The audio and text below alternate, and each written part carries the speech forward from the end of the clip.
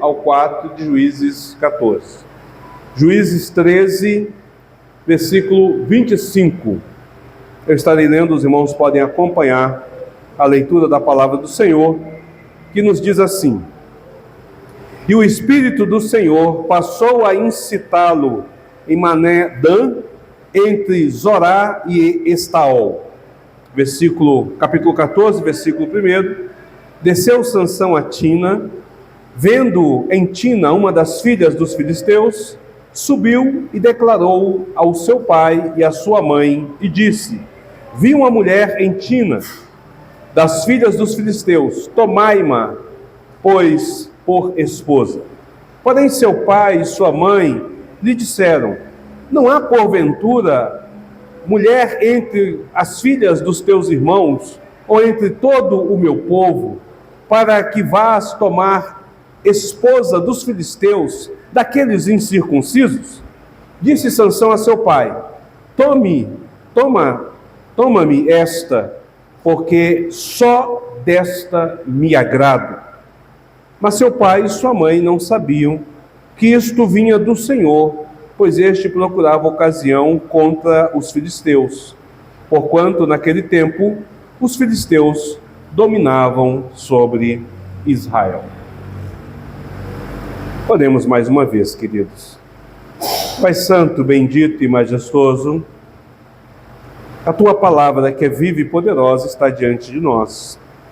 E temos aqui um texto importante e um texto difícil, na qual nós clamamos a tua graça e o teu cuidado e a tua direção sobre nossas vidas, para que o nosso coração seja fortalecido com a tua palavra, e nós venhamos a compreender os teus desígnios e aquilo que o Senhor reservou para cada um de nós, para a glória do teu santo nome, em nome de Cristo Jesus.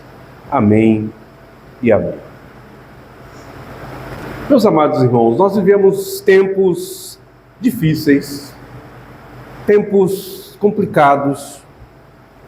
Nós olhamos para as manchetes e vemos guerras acontecendo, o Oriente pegando fogo, todo instante tem alguém alarmando sobre a possibilidade de uma terceira guerra mundial. Nas escolas nós vemos violência e confusão moral. O Supremo recentemente tomou uma decisão que afeta a própria individualidade das pessoas, numa categoria de profissionais que são os profissionais da área da psicologia, dizendo que um psicólogo cristão não pode mais expressar a sua fé, não pode mais falar do seu Deus, não pode mais ler a Bíblia.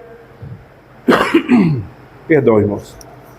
Ali junto com o seu paciente, o Senado aprovou recentemente uma lei, a lei da misoginia, totalmente descabida e que pode tornar-se uma grande perseguição contra a Igreja do Senhor. No nosso cenário político, o nosso país é tomado por um jogo de poder e corrupção. Todo o tempo nós temos visto isso acontecer. A Suprema Corte, que deveria de ser aquele local da justiça, é um dos locais mais corruptos que está tendo hoje. Os nossos supremos, os nossos juízes, que deveriam ali de ser ilibados, têm sido mascarados e manchados o tempo todo. Nós olhamos para a realidade e nós cristãos dá a sensação de que estão tentando nos calar. E de fato estão tentando nos calar. Parece que eles não querem que nós possamos falar aquilo que é certo. E eles querem nos convencer de que o certo não existe. Essa tem sido a realidade no mundo ocidental hoje em dia. E essa tem sido a realidade em nosso país. Então surge nesta nossa era, nessa nossa geração, uma pergunta: como viver e confiar na soberania de Deus quando tudo parece estar em caos? Como confiar num Deus soberano? Será que Deus ainda governa quando os homens fazem más escolhas? Quando eles tomam decisões que afrontam a sua palavra ou que ignoram a sua palavra? Será que a sua vontade continua firme quando a liberdade humana se perde em decisões erradas? É exatamente essa tensão que nós encontramos agora nessa parte da história de Sansão.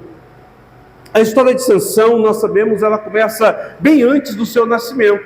O capítulo 13, que é a introdução dessa história, apresenta Israel vivendo um período de crise.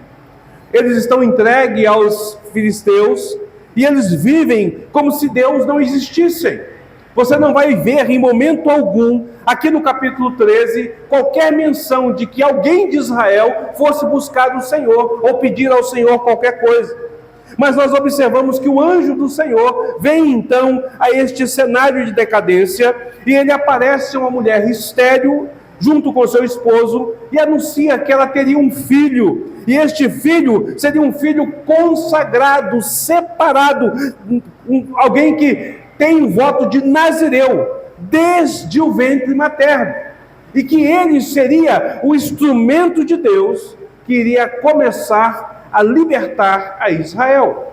Veja, Deus promete que aquele casal teria um filho, e aquele filho deveria de ser consagrado desde o ventre, deveria de ser separado, dedicado ao Senhor desde o ventre, e crescer nessa condição para se tornar um instrumento nas mãos do Senhor.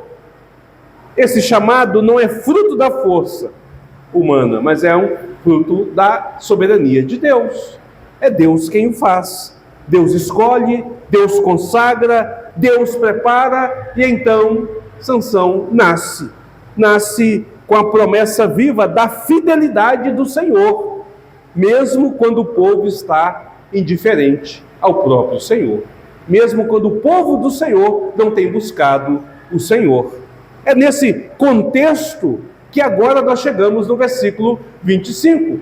E o autor, ele vai trazer algo interessante. Porque ele diz agora no versículo 25 que o Espírito do Senhor passa a incitar a Sansão.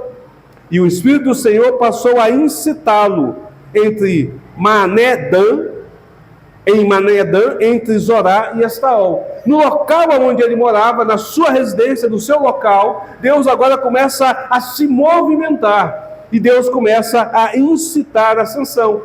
O texto não mostra Sansão fazendo qualquer oração, não mostra que Sansão está fazendo qualquer ato de obediência, não fala nada sobre o ato da consagração de Sansão. O foco está exatamente em Deus, na ação de Deus. O autor, ele quer reforçar aqui, para quem está lendo o livro, quando chega neste ponto, de que aquilo que Deus estabeleceu iria se cumprir. Sansão foi escolhido por Deus mesmo antes de nascer para iniciar a libertação de Israel. Israel não pediu, não clamou, não buscou, mas o Deus que é fiel à sua aliança se move na história. O Espírito então começa a agitar, a incitar Sansão, porque o Deus soberano não abandona o seu povo, mesmo quando o povo está indiferente. Esse detalhe é precioso, irmãos. Esse detalhe deve chamar a nossa atenção, porque nós vamos perceber, à medida que nós lemos as Sagradas Escrituras, que Deus sempre age em função da sua glória. Deus sempre vai agir para a sua própria glória, para que Ele seja glorificado, para que o seu nome seja exaltado, para que as pessoas reconheçam quem Ele é. Mas ao mesmo tempo, Deus nunca deixa de fazer o bem, aquilo que é bom para o seu povo escolhido. Então, ao mesmo tempo que Deus move a história para a sua glória, Deus move a história para o bem do seu povo escolhido. Então, o capítulo 13 termina parecendo que ele quer nos criar uma expectativa. Se você não conhecesse a história de Sansão, você agora criaria uma expectativa. Se Deus está se movendo, se tudo está assim agindo, se há agora uma direção do Senhor, então isso será maravilhoso. A libertação virá sem obstáculos, nós começamos a pensar. Agora as coisas vão acontecer. Mas nós devemos levar que, mesmo Deus sendo soberano e agindo com sua soberania, Perdão, isso.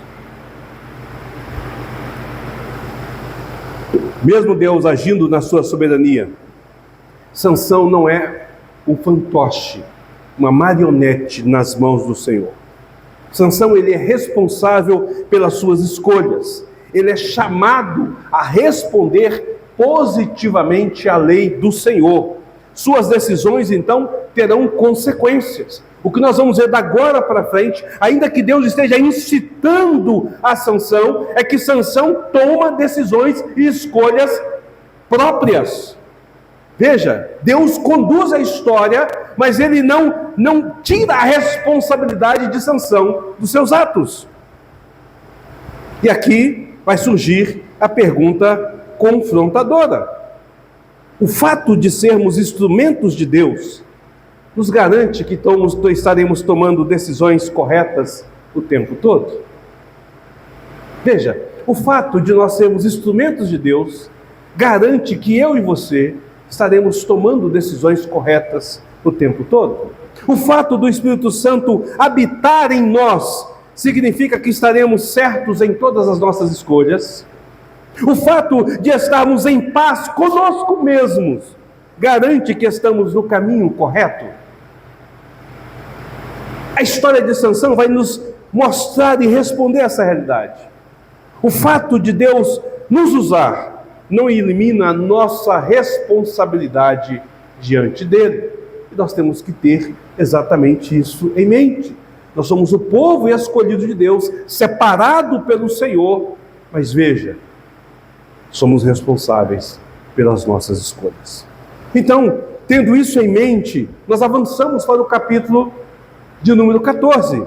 E o versículo de número 1 e o versículo de número 2 vai nos dizer: desceu Sansão a Tina, vendo em Tina uma das filhas dos filisteus, subiu e declarou a seu pai e a sua mãe, e disse: vi uma mulher em Tina, das filhas dos filisteus, tomai-ma, pois, por esposa. Juízes 14 inicia com algo revelador com Sansão.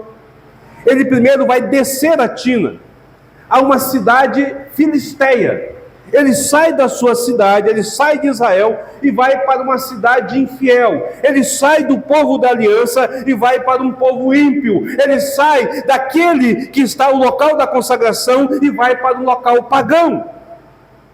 O que ele, o servo do Senhor, aquele que foi consagrado desde o ventre, aquele que tem o voto de Nazireu sobre si, vai fazer ali? O texto nos mostra então uma grande ironia. Sansão, levantado por Deus para ser o libertador de Israel, vai até os filisteus, não para libertar a Israel, não para lutar em favor de Israel, mas para se unir a eles. Esse descer, que é um descer geográfico, porque ele sai do alto e vai até aquela cidade, também é um descer espiritual. Ele desce da sua santidade, ele renuncia à sua consagração, e assim começa o declínio de Sansão diante do Senhor. Veja, Deus está usando Sansão, ele é um instrumento de Sansão, mas as escolhas de Sansão estão fazendo ele declinar diante do Senhor. As escolhas de Sansão são escolhas pecaminosas, escolhas erradas. Degrau após degrau, queda após queda, vai nos mostrando que o seu guia, aquilo que está guiando Sansão, não é a vontade de Deus, no sentido da lei de Deus, no sentido da orientação de Deus, no sentido da determinação de Deus, mas é o seu olhar para com o mundo. Sansão está olhando e flertando e amando o mundo, mesmo ele sendo nazireu. Observe como o autor constrói aqui esta narrativa. Primeiro ele desce, em seguida ele vê, depois ele escolhe, e por fim ele exige dos seus pais: tomai-ma, pois por esposa. Por duas vezes neste versículo, nós vamos perceber que é usado o verbo ver. Ele viu, ele desejou, ele escolheu, ele decidiu. A sua visão não é o olhar de Deus, não é a visão da escolha de Deus. A visão que o guia mostra que Sansão, então, não é diferente do povo em que ele vive, de Israel naquele contexto. Juízes 13, versículo 1, vai dizer que tendo o povo, voltado o povo a fazer o que era mal perante o Senhor, e algumas traduções vai dizer a fazer o que é mal perante as vistas, aos olhos do Senhor. E mais adiante, no final do livro, ele encerra exatamente isso. Cada um fazia o que achava mais reto diante de si. Juízes 21, 25. Sansão, levantado por Deus para libertar, age como o povo a qual ele deveria de libertar. Guiado pelos olhos, não pela lei do Senhor, sua descida não é apenas pessoal, mas representa o seu declínio espiritual e apresenta e representa também o declínio espiritual daquela nação. O libertador reflete a degradação do povo a qual vai libertar. A degradação do povo a qual vai libertar. E aqui fica novamente uma advertência para nós. Quantas vezes nós também não descemos, irmãos? Quantas vezes nós também não caímos, não decaímos diante das coisas? Veja, quando achamos que não há problema em nos unir o mundo, nós estamos decaindo. Quando seguimos os nossos olhos, os nossos desejos, as nossas paixões, sem consultar a palavra do Senhor, nós estamos descendo. Quando confundimos paz interior com a aprovação do Senhor, sem conferir se de fato Deus aprova os nossos atos, nós estamos caindo espiritualmente, nós estamos cedendo à condição do pecado. Ah, meus amados, perceba que as nossas escolhas, aquelas que são guiadas pelos nossos olhos, eles revelam a declinação da nossa espiritualidade, o nosso declínio espiritual, a nossa queda diante do Senhor. Perceba isso.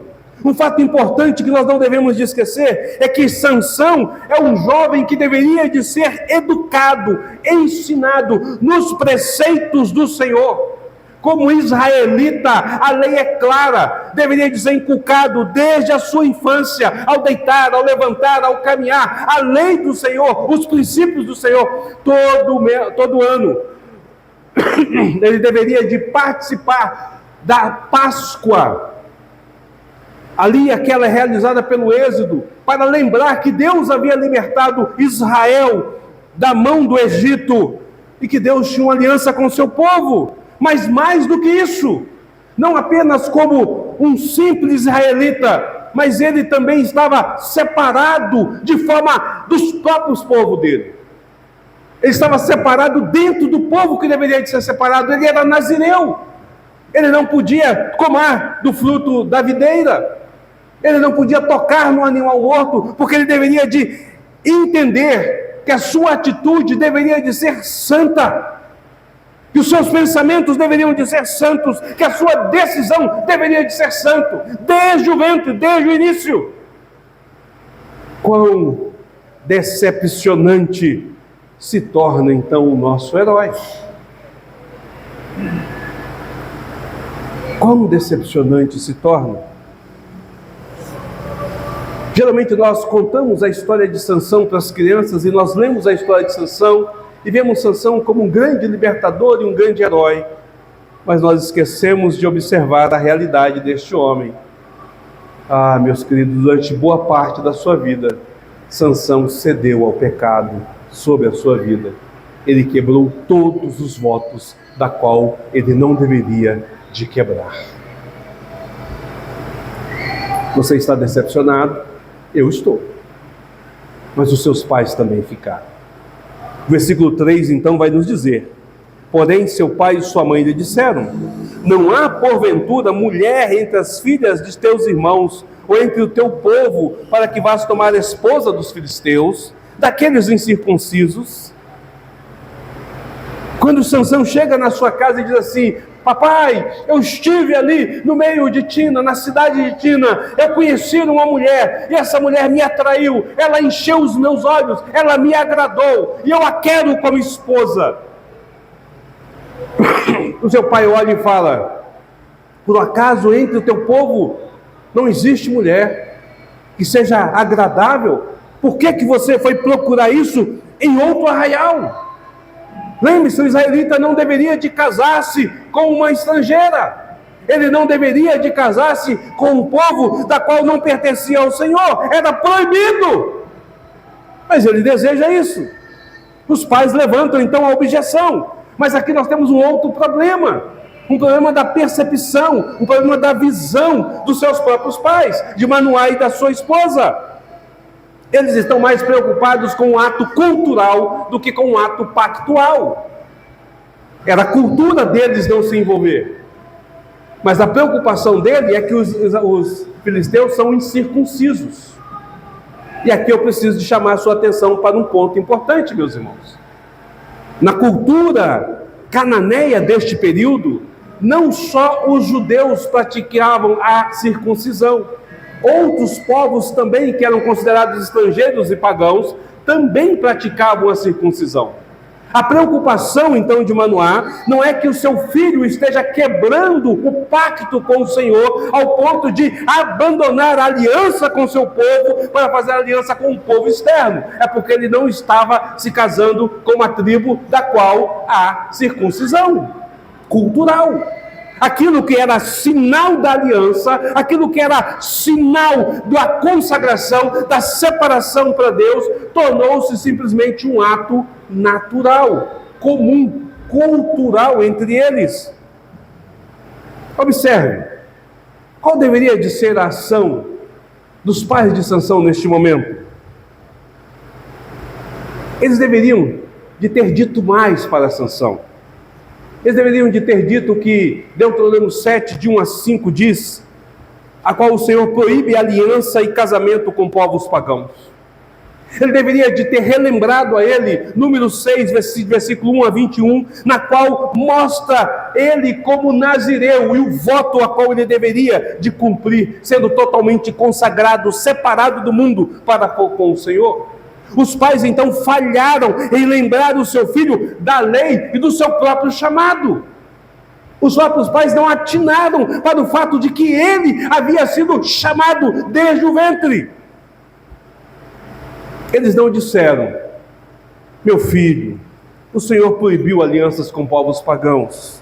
Você foi chamado para libertar Israel, não para se reunir com o inimigo. Você foi consagrado, e isso exige santidade e exige obediência. Eles se calaram. Eles se calaram diante da palavra e falaram apenas da cultura. E diante desta repreensão tão fraca, Sansão responde com arrogância e obstinação: toma-me esta, porque só desta me agrado. Ele não considera a lei, ele não considera o chamado, ele não considera a advertência dos seus pais. Sua resposta, então, revela algo importante sobre Sansão. Sansão estava obcecado pelo mundo. Sansão estava amando o mundo e não ao Senhor. Ah, meus amados, os pais falharam em aplicar a palavra e Sansão insiste em seguir aquilo que é reto aos seus próprios olhos. A família inteira, então, reflete a decadência de toda aquela nação. Sabem o que é certo, mas não obedecem. Sabem o que tem que fazer, mas não fazem. Mas quantas vezes nós também não agimos assim, queridos? Quantas vezes nós não nos calamos diante de escolhas erradas? Pais que veem seus filhos se afastando, mas não submetem eles à advertência da palavra. Líderes que percebem o erro, mas cedem à pressão da cultura. Cristãos que sabem o que é certo, mas preferem não confrontar com a verdade das Escrituras e permanecem calados diante das situações. O texto nos lembra que não basta perceber, reconhecer o erro, é preciso ensinar à luz da palavra. Você que é pai, você que vai ser pai, você deve pensar sobre isso. A educação do seu filho, ele tem que estar baseado na palavra. Você deve ensinar as Escrituras a ele e cobrar dele obediência às Escrituras. O seu filho tem que crescer desde sempre como um cristão, porque o muçulmano cresce como muçulmano, porque o espírita cresce como espírita, porque o católico aplicado cresce como católico. O crente tem que crescer como crente. Percebe, irmãos? As escolhas que nós fazemos vão determinar o futuro da nossa família e o futuro dos nossos filhos. Amanhã não adianta chorar. Você deve fazer e confiar no Senhor ainda hoje. Você precisa de fazer. E você precisa de apontar a palavra do Senhor. E você precisa de encarar de frente e dizer: isto a Bíblia condena, isso a Bíblia não aceita. Foi a falha dos pais de Sansão. Mas nós não podemos tirar a responsabilidade de Sansão. Muitas vezes os pais até fazem, mas os filhos são obstinados. Então eles têm as suas consequências diante das suas próprias escolhas. Meus amados, veja quão importante é esta reflexão. Será que nós estamos calados diante das escolhas erradas, mesmo sabendo que Deus ordena aquilo que é certo em sua palavra? Mas até aqui, tudo que vemos está à luz das escolhas, das ações, das decisões humanas. Tudo que nós vimos exatamente está diante daquilo que Sansão e seus pais fizeram, e principalmente pela escolha de Sansão. Mas quem de fato conduz a história é o Senhor, é o Deus Todo-Poderoso, o soberano, o Rei dos Reis, o Senhor dos Senhores. Então agora o autor vai nos fazer lembrar, através de um pequeno adendo, de um interlúdio, de um intervalo narrativo entre a história. Ele coloca aqui algo para nos fazer lembrar que Deus continua governando. Versículo de número 4, então, vai nos dizer: mas seu pai e sua mãe não sabiam que isto vinha do Senhor, pois este procurava ocasião contra os filisteus, porquanto naquele tempo os filisteus dominavam sobre Israel.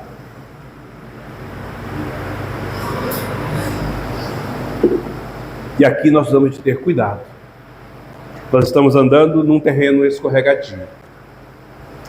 A soberania de Deus nunca deve ser entendida como uma permissão para pecar, ou como uma ausência de culpa quando nós fazemos as nossas escolhas.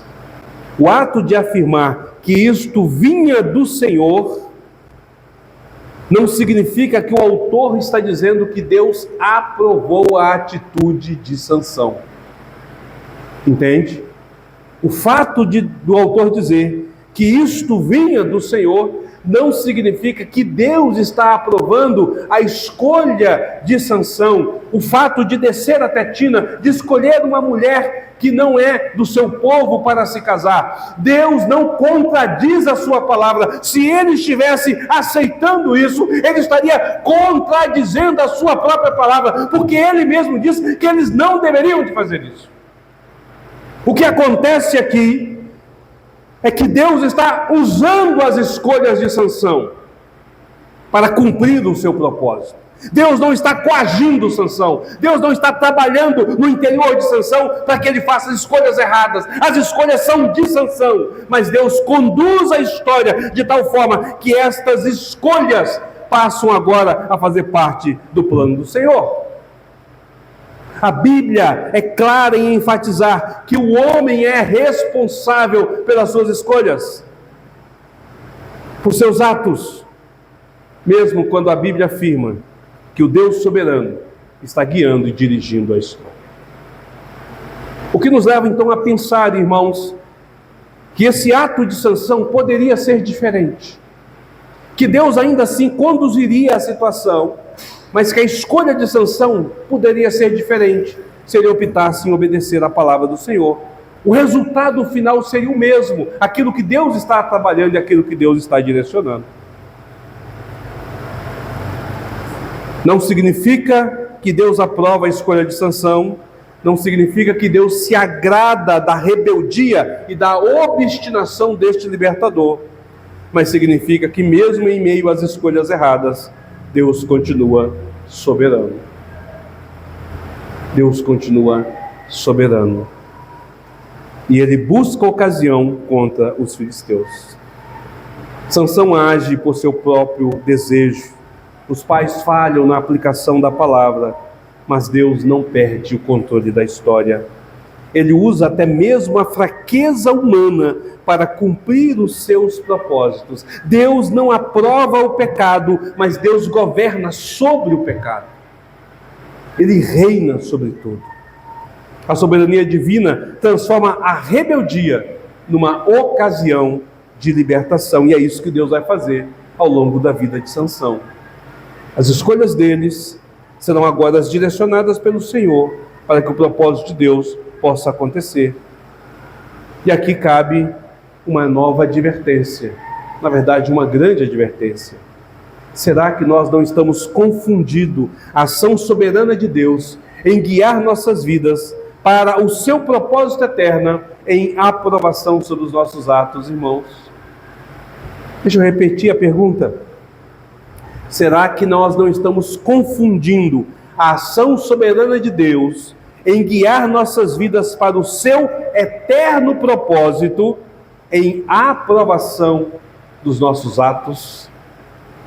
O Senhor jamais irá pactuar com o erro, jamais contrariará a sua própria palavra. Quando fazemos escolhas que negam ou contrariem ou distorcem a palavra do Senhor, ou quando nós tomamos atitudes e realizamos algo que expressa de forma implícita ou explicitamente o que é contrário à palavra do Senhor, nós somos culpados diante do Senhor, ainda que isso sirva para o nosso bem, para o propósito eterno do Senhor. Pecamos contra Ele e Sua palavra, mesmo que no final as coisas aconteçam de forma a realizar os planos do Senhor sobre as nossas vidas. Nós nunca devemos de usar os resultados como parâmetros, como avaliadores dos nossos atos e das nossas escolhas, mas nós devemos de usar a régua da palavra do Senhor. Nós devemos de avaliar se as nossas escolhas estão certas ou erradas à luz das ordenanças que o Senhor apresenta em Sua palavra. No entanto, há algo importante que ainda nós podemos ver aqui. Ao olhar para a soberania do Senhor, diante de tantas escolhas e de tantos atos errados, nós podemos descansar na palavra do Senhor, pois podemos ver que aquilo que não está em nosso controle, está no controle dele.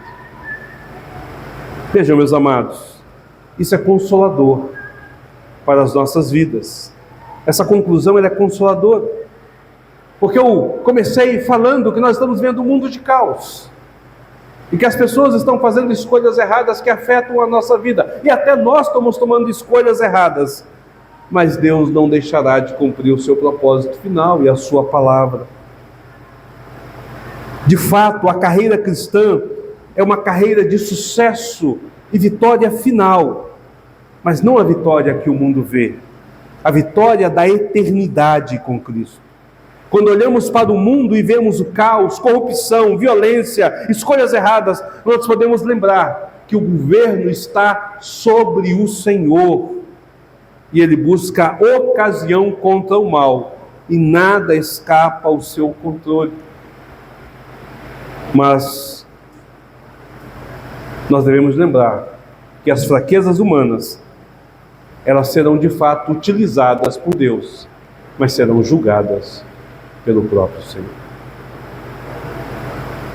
O Senhor que conduz a história, aquele que levantou e derrubou reinos, convergiu impérios, para preparar o mundo antigo para a vinda do seu Filho, tudo para o cumprimento do seu propósito, da sua glória.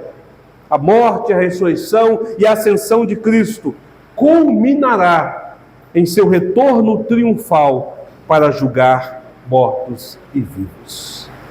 E nós, como servos do Senhor, ainda que tenhamos que passar pelo fogo para ser separado o que é precioso da palha e da madeira, nós estaremos, ainda que chamuscados pelas chamas do Senhor, nós estaremos na sua glória. Tenha certeza disso. Mas você pode viver de forma diferente, observando e fazendo as escolhas que estão diante do Senhor. Nós também falhamos muitas vezes, guiados pelos nossos olhos, calados diante dos erros, desesperados diante do caos. E é por isso que Cristo veio, para que nos conduzir no caminho correto. E aí nós lembramos do que Paulo diz: examine-se, pois, o homem a si mesmo. Irmão, nós vamos participar daqui a pouco da mesa do Senhor. Nós iremos participar do simbolismo da carne partida e do sangue vertido. E nós devemos lembrar daquilo que Paulo fala sobre nós. Examinarmos a nós mesmos, mas não diante dos nossos olhos, não diante da nossa percepção do mundo, não diante daquilo que eu e você acha que é certo ou errado, mas à luz das Escrituras. E uma vez reconhecendo que estamos falhos, devemos de nos arrepender e falar: Senhor, perdoa-me por esta falha, me conduza da forma correta para a glória e honra do Teu santo nome. Meus irmãos, nesta noite, Deus nos traz advertências, e Deus nos traz consolo e esperança, nos traz advertências sobre os nossos atos e as nossas práticas, nos traz consolo e esperança sobre o fato de que Ele consumará todas as coisas, e isso culmina com a glória de Deus e com o nosso bem. Com o nosso bem.